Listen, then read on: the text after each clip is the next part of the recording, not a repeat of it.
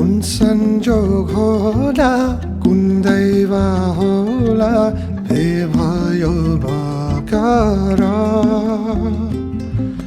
कुन गाउँ होला कुन ठाउँ होला बस्ने कुन सहर कुन संजोग होला कुन दैव होला भे भयो भर्खर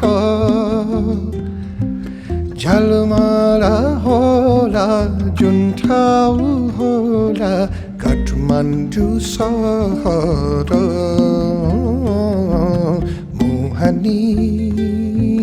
लाग्ला है गाउँलेको बोलीले